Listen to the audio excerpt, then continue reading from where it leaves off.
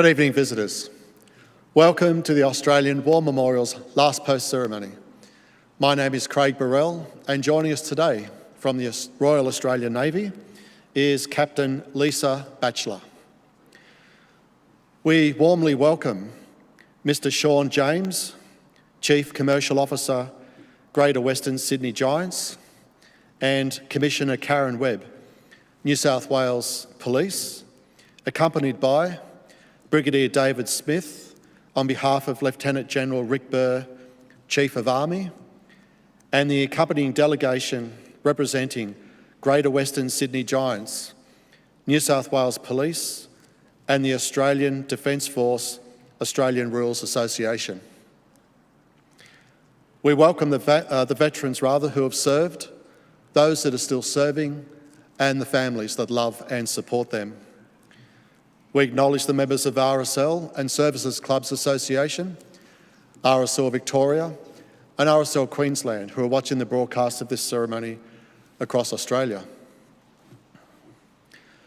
During this evening's ceremony, wreaths will be laid at the base of the pool of reflection by visitors to the memorial. Australia's Federation Guard is the tri-service ceremonial unit of the Australian Defence Force. They provide a ceremonial presence at civil and military events and during visits to Australia by foreign dignitaries. The Guard will now dismount the catafalque party from the tomb of the unknown Australian soldier.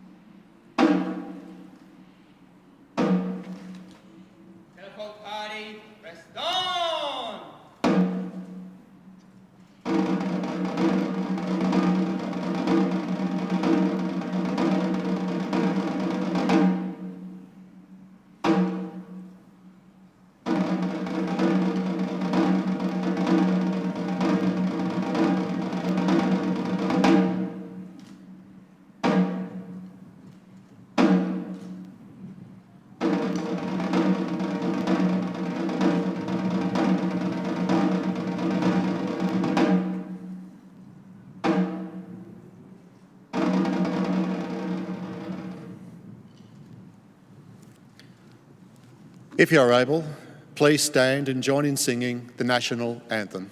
Catapult party, attention! Catapult party, present! Arms!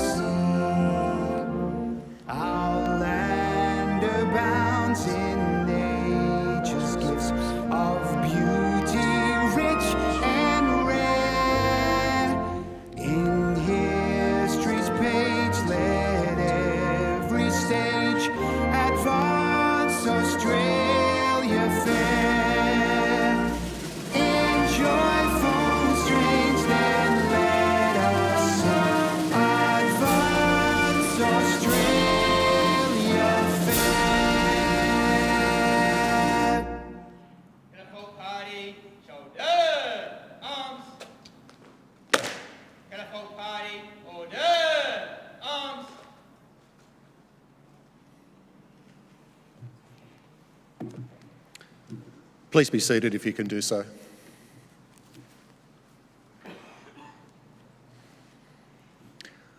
The Australian War Memorial was the vision of Charles Bean, Australia's First World War official historian. Bean landed with the Australian troops on Gallipoli and stayed with them at the front through to the end of the war. The idea of this national memorial and museum came to him at Pozières, France, in the depths of the bloody fighting of 1916. Bean's idea was that this would be a place where families and friends could mourn their loved ones buried in faraway places. It would also be a place that could help all Australians understand what these men and women had endured and what they had done for us. Bean's vision, to which we remain true, is best expressed as inscribed in the entrance to the memorial's galleries. Here is their spirit, in the hearts of the land they loved, and here we guard the record which they themselves made. Tonight, we will read the story behind just one of those on the Roll of Honour, which lists the names of more than 102,000 men and women who have given their lives for us in war and on operations for more than a century. But first, we present a lament, Flowers of the Forest. Wreaths or floral tributes will now be laid at the base of the pool of reflection.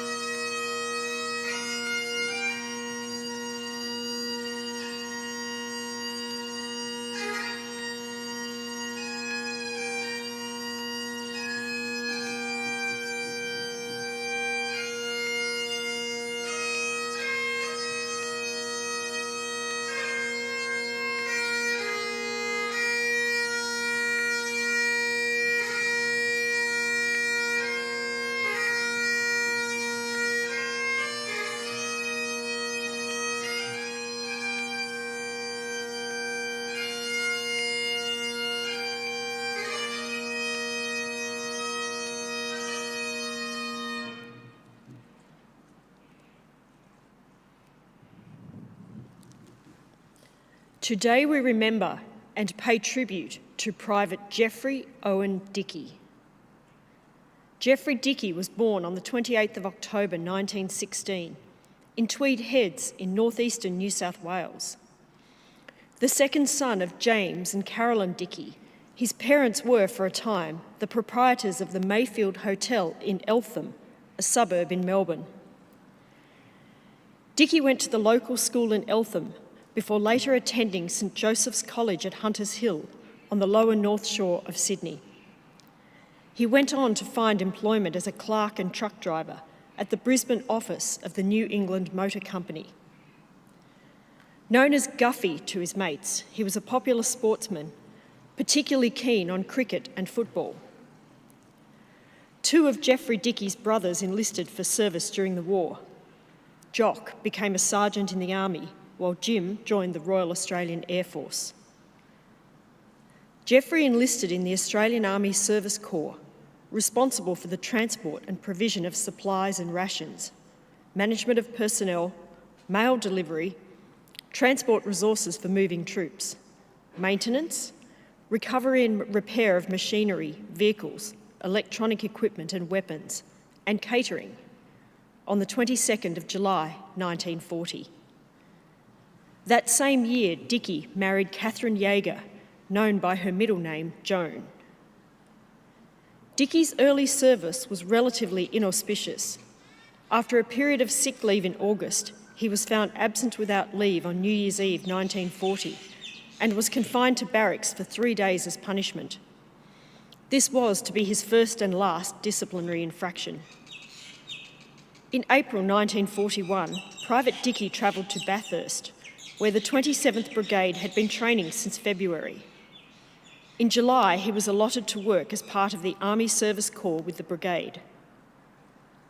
After training, the 27th Brigade was tasked with reinforcing the 22nd Brigade in Malaya, where it formed part of a defensive garrison established due to the threat of war with Japan.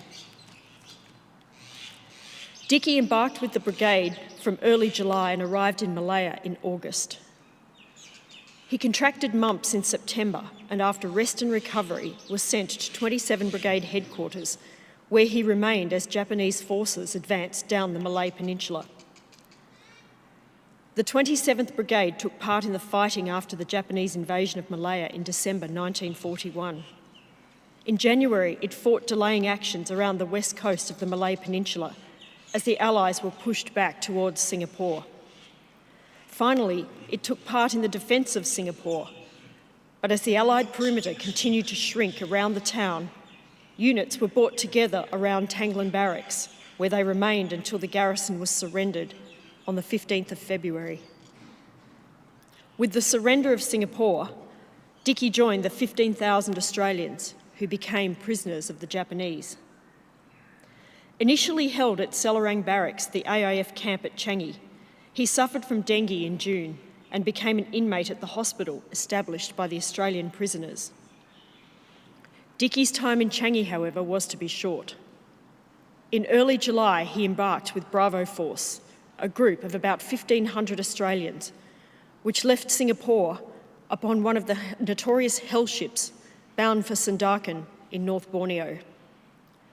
Arriving in mid-July, the prisoners marched to Sandakan No. 1 prisoner of war camp, where they were told they would construct an airfield. Conditions and food supplies were initially reasonable, but deteriorated in mid-1943, partly because of the arrival of the brutal Formosan guards. A small cage was built within the camp to punish prisoners for trivial offences. Some men were confined without being able to stand up and with little food for as long as a month. The situation worsened in 1944 with brutal beatings, torture and shrinking food supplies. Prisoners suffered from malaria, beriberi and tropical ulcers, and the numbers of sick grew. Because of the lack of healthy men for work parties, guards pulled sick men from their beds. Bash gangs attacked prisoners in numbers for the slightest misdemeanour. If one prisoner was viewed as not working properly, any number of men in his group could be beaten. In January 1945, the Japanese began to fear an Allied invasion of Borneo and started to move the prisoners away from the coast to Ranau, a small village some 250 kilometres inland in the mountains. The first group of 470 prisoners, including 350 Australians, left in batches of 50. All of them were already weak with beriberi and malnutrition, and most lacked boots. Only 6 of the some 2,500 Australian and British prisoners interned at Sandakan in northeastern Borneo would survive. Among the dead was Geoffrey Dickie, who reportedly died of illness on the 12th of April 1945. He was 28 years old. With no known grave, today he is one of over 2,000 Commonwealth casualties commemorated on the Labuan Memorial in Borneo. After learning of his death, Dickie's family placed a notice in the newspaper that read, "In proud and loving memory of our dear son and brother, QX 17153, Private Geoffrey Owen Dickie, who died whilst a prisoner of war, Sandakan, Borneo, April 12, 1945. At the going down of the sun and in the morning, we will remember him." His name is listed on the Roll of Honour on my left, among almost 40,000 Australians who died while serving in the Second World War. His photograph is displayed today beside the pool of reflection. This is but one of the many stories of service and sacrifice told here at the Australian War Memorial. We now remember Private Geoffrey Owen Dickie, who gave his life for us, for our freedoms, and in the hope of a better world.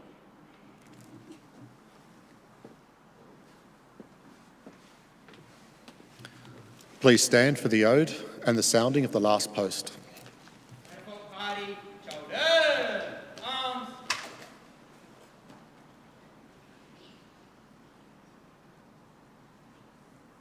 They shall grow not old, as we that are left grow old.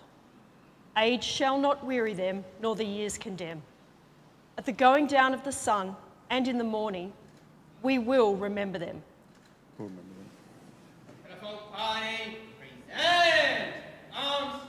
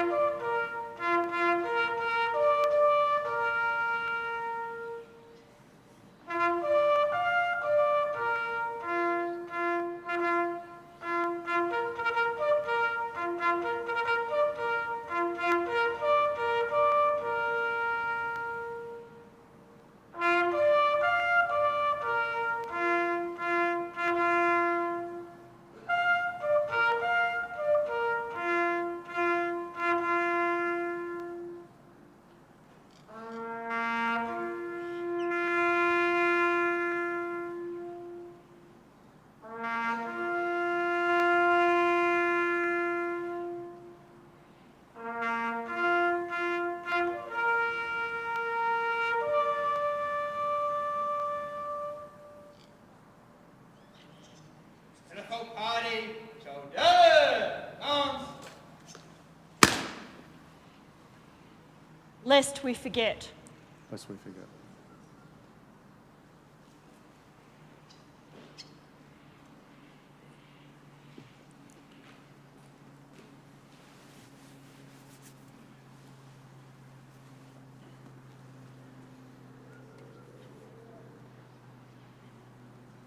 Catapult party, inwards, turn.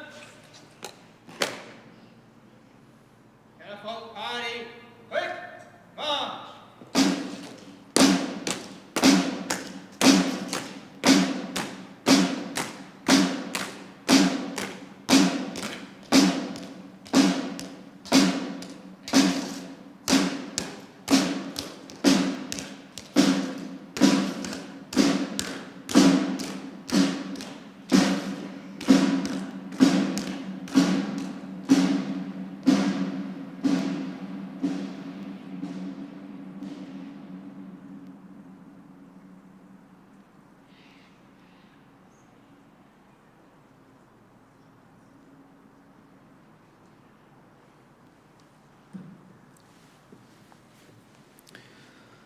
We leave you this evening with the words of the memorial's founder, Charles Bean.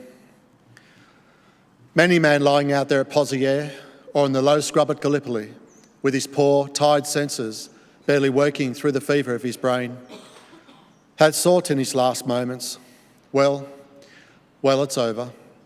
but in Australia, they will be proud of this. Ladies and gentlemen, girls and boys, that concludes the last post ceremony. On behalf of the Director and staff, thank you for visiting the Australian War Memorial today and for your continued support of the Memorial's development project. We wish you all a very pleasant evening.